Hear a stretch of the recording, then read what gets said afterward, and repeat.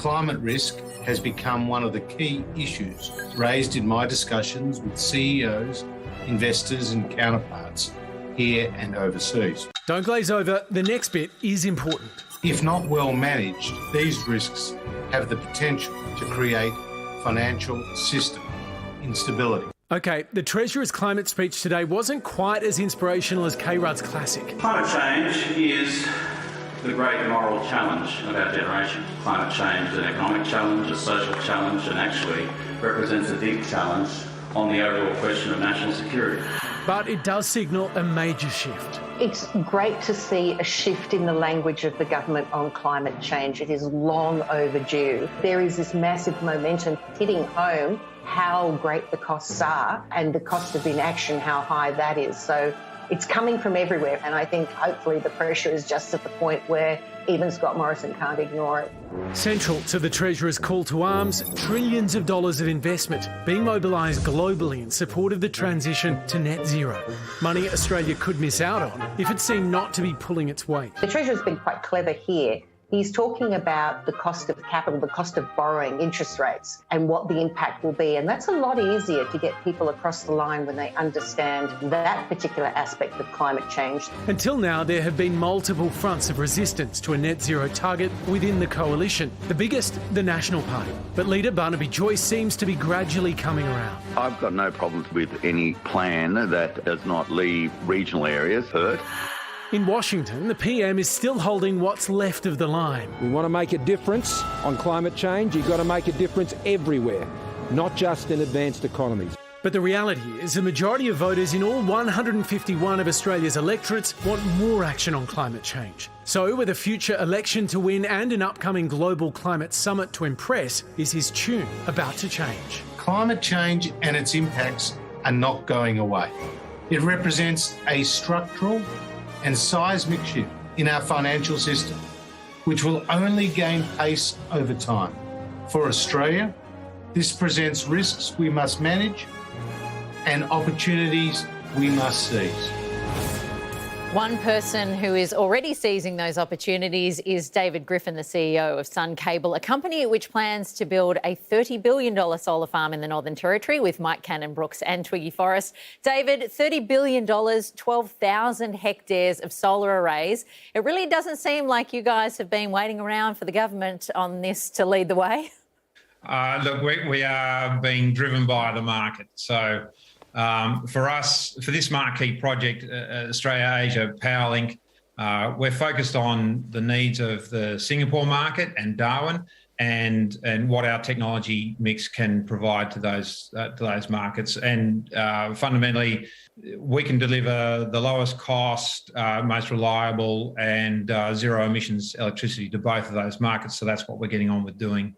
David, even today, with you making these big announcements, the Treasurer saying we need to get to net zero by 2050, we've still got the Deputy Prime Minister, Barnaby Joyce, out there saying, look, we've got to get the mix right. This could cost us a fortune if we don't get, have reliable fossil fuels in the mix in a big way in the future. I know a lot of people watching tonight care deeply about this and our future here in Australia. I suppose what I want to know from you is, can we do this? Can we trust the technology and the ambition and actually deliver a sustainable energy mix for Australia in the future?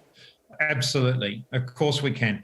The technologies that we need, whether it's solar technology, wind, onshore wind, offshore wind, storage in all of its different forms, transmission, efficient transmission, they all exist. And every one of those technology groups is falling in cost every year whilst they get more efficient. So as every year passes, it actually gets easier and easier to deliver this energy transition. It has to happen. If we want zero emissions electricity, so we've got a stable society in the future, if we want cost-effective electricity and we want reliable power, we have to do it. We just don't have a choice. And it's worth remembering, so much of this technology is actually Australian technology. Particularly when we look at solar technology, it has been around for a very long time. The fundamentals were developed in Australia and it has evolved constantly due to Australian innovation, and that's ongoing today as well through solar cell technology or solar arrays, companies like 5B and their Maverick technology. There's a hell of a lot of work going on in Australia for different battery chemistries, all of which is leading to better reliability, lower costs, etc. All of this can be done, and I hope that there's a lot of other companies that are going to jump in too. Well, the government finally getting behind it is a big part of that. So, David, thank you so much for your time. Thank you very much. I don't know what parallel universe we've stepped into, but I am down with it. What are you talking about? Climate change activists, the coalition, they've just led the way as usual. This is what amazes me about politics, though, when they come out and they're like, guys, we really have to care about this. Like, it wasn't only 4 years ago that Scott Morrison went into Parliament with a lump of coal and said, have a look at this.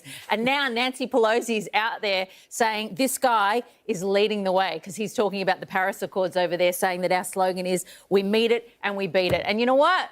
It's great to see it's happening, but my goodness, what a turnaround. Well, Nancy might be as familiar with our Prime Minister as the President of the United States was. I think probably that's the case. Do you believe it all? I mean, do you accept it all as it's being put today? I think that the coalition was only ever going to care about this if there became a very pressing economic issue that they could hang on to. And but that's not new. No, it's not new. It's not new at all. But I think it's probably gotten to the stage where it's really getting to the point where it's problematic and we're going to get left behind. And now they kind of turned on a dime on it. And I'm like, hey, you come to the party when you come in the party, but there are people that are already on this train and bolting off. And so let's go into the future, guys. Anyway, that's enough of a rant from me. Let's go to an ad break. With so much content online, it's sometimes hard to keep up with it all. And let's face it, who has the time? The Project YouTube has you covered with the stories that matter. Hit subscribe for a daily list of the news that you need to know.